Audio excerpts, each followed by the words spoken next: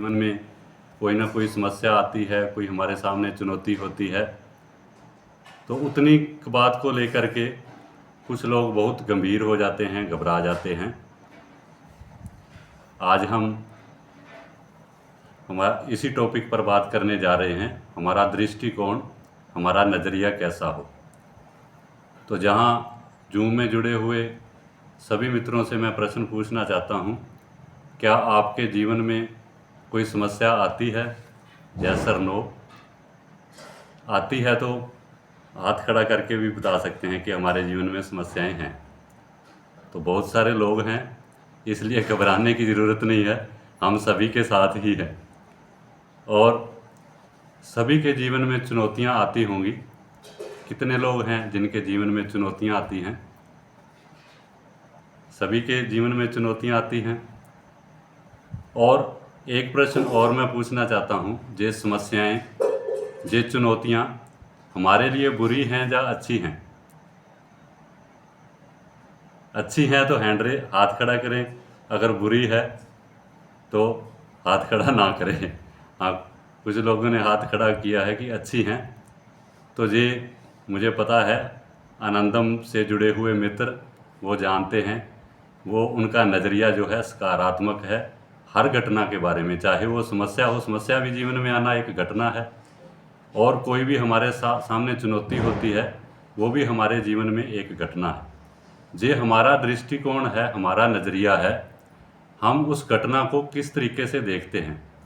उसको हम पॉजिटिव तरीके से देखते हैं या नेगेटिव तरीके से देखते हैं, ये हमारा दृष्टिकोण है। जीवन की कोई भी समस्या, कोई भी घटना ना तो नकारात्मक होती है और ना ही सकारात्मक होती है। जैसा हमारा नज़रिया है वैसी ही वो घटना हमें दिखने लगती है। तो मित्रों, जहाँ हम आज हमारा दृष्टिकोण कैसे हमारा जीवन बदल सकता है, इसके बारे में हम चर्चा करेंगे। हमारे जीवन में कोई भी समस्या आए तो हम घबरा जाते हैं। समस्या आती क्यों है? समस्या और चुनौती में क्या फ़र्क है? मैं जहाँ दो शब्दों का प्रयोग कर रहा हूँ। समस्या मैं उसे कहता हूँ जो हमारे खुद के द्वारा सहेजी गई है, और समस्या का कारण क्या है आने का? सिर्फ एक ही कारण है, बेहोशी। और कोई कारण नहीं है समस्या का। जब हम बेहोशी में होते हैं, बेहोशी में किया गया कार्य हमारे लिए समस्या पैदा करता है। उदाहरण के लिए, हमने बिजली का बिल सही टाइम पर पे नहीं किया है, तारीख निकल गई है, रिटर्न हमने फाइल नहीं की है सही समय पर, समय निकल गया है तो जुर्माना होगा, और कई तरीके के झंझट हमारे सामने समस्याएं आएंगी। वो बेहोशी के कारण ऐसा हुआ है। हम अगर समय पर अपना सही काम करें, अनुशासन में रहें, तो हम समस्याओं से बच सकते हैं। और भी बहुत तरीके के उदाहरण हैं जो मैं एक ही लाइन यहाँ प्रयोग करूँगा, हमारे द्वारा, खुद के द्वारा पैदा की गई जो भी है, इसे हम समस्या कहते हैं। और चुनौती मैं कहना चाहूँगा वो अस्तित्वगत है। अस्तित्व हमारे सामने चुनौती पेश करता है, और वो क्यों करता है, चुनौती क्यों आती है, इसका भी सिर्फ एक ही कारण है, वही कारण बेहोशी। हम बेहोशी में जीते हैं, और ये अस्तित्व जो है, ये हमारी परम माँ है, हमारा परम पिता है, ये चाहता है कि हम जागें, हम होश से भरें, हम और ऊपर उठे, हमारी चेतना का स्तर और ऊंचा उठे। इसलिए वो हमारे जीवन में चुनौतियां भेजता है। आपने देखा होगा, एक नन्हा सा पक्षी घोंसले में है, अभी उसने जन्म लिया है, अभी अभी पंख निकले हैं उसके, और उसको उड़ने का भी पता नहीं है, घोंसले के बाहर का संसार का उसे कुछ पता नहीं है। लेकिन उसकी माँ चोंच से पकड़ करके ऊंचाई से ही घोंसले से उस बच्चे को नीचे फेंक देती है, और उसके सामने चुनौती पैदा होती है उड़ने की। वो उड़ने के लिए प्रयास करे, उड़ने में सक्षम हो, इसीलिए उसकी माँ उसको, इतने नन्हे से बच्चे को घोंसले से नीचे फेंक देती है। क्या कोई माँ इतनी क्रूर हो सकती है जो अपने बच्चे को इस तरीके से फेंकेगी? नहीं, वो अपने बच्चे को उड़ने में सक्षम बनाने के लिए घोंसले से बाहर फेंक रही है। वो आकाश में ऊंची उड़ान भरे, इसलिए उसके सामने चुनौती पेश कर रही है। इसी तरह ही ये जो अस्तित्व है, ये हमारी परम माँ है, हमारा परम पिता है। ये हमारे सामने चुनौती तब भेजता है जब हम बेहोशी में होते हैं, और हमें ये होश में लाने के लिए, हमें और ऊंचा उठाने के लिए ये हमारे सामने चुनौती पेश करता है। और जब हम चुनौतियों का सामना करते हैं तो हम और ज़्यादा मजबूत होते हैं और ज़्यादा ऊपर उठ सकते हैं।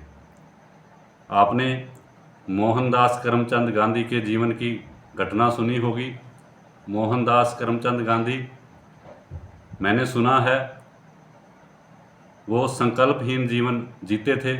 इतना कमज़ोर था उनका जो मानसिक स्तर, कोई उनसे कोई गलत कार्य भी करवा लेता तो उनको ना नहीं कह पाते थे, इतना भी संकल्प उनमें नहीं था।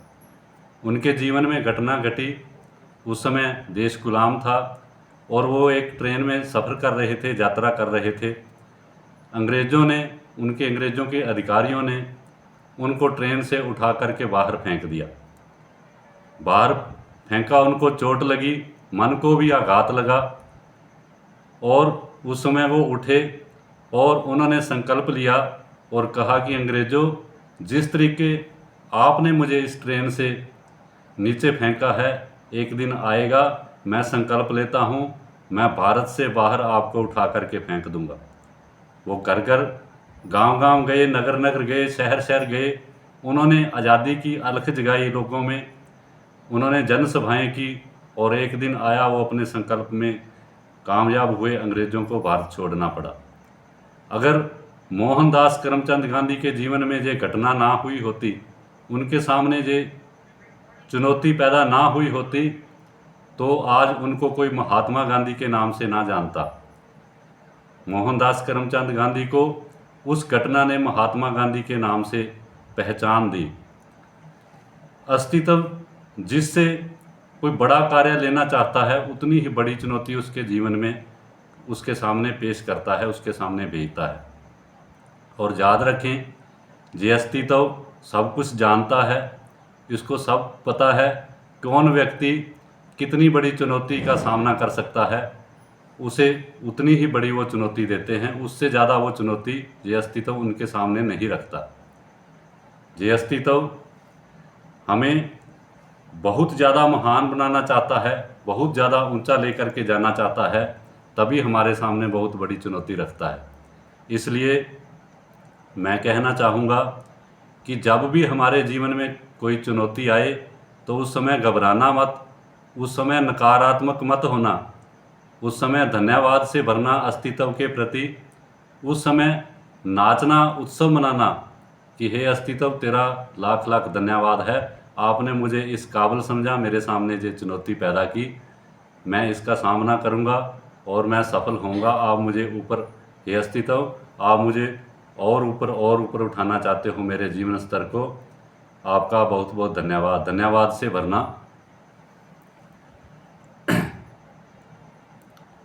और अभी जो है मैंने बात की कि हम बेहोशी में चले जाते हैं, इसलिए अस्तित्व हमारे